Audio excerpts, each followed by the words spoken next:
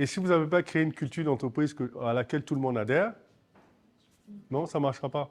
Et ça, c'est un élément important, la culture d'entreprise. La culture d'entreprise, c'est aussi une extension de vous.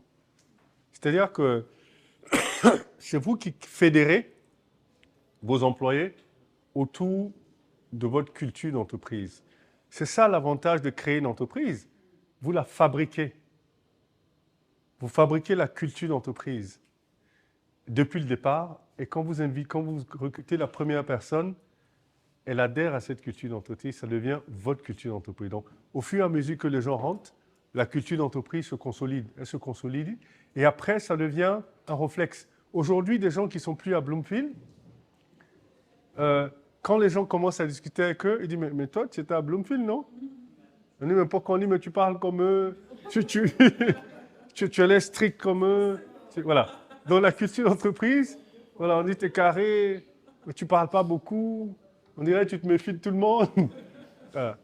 Et je me rappelle, pour revenir sur ce que vous étiez en train de dire, quand je suis arrivé, je remarquais que les gens étaient distraits au travail. Quand j'allais dans les administrations où les gens étaient distraits. Ils sont au téléphone portable, même en open space, ils parlent pendant que les autres travaillent. Je me dis, mais on ne peut pas se concentrer dans ces environnements-là. Mais je n'ai pas critiqué.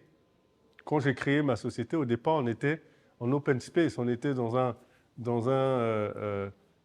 3 pièces où le salon servait de salle de réunion. Et au fur et à mesure, les staffs ont commencé à se mettre au salon. Et je me rappelle on était dans un vieil immeuble. Donc, on a eu un problème d'électricité. Et il n'y avait que la clim du salon qui marchait. Donc, pendant 3 jours, on travaillait tous là ensemble.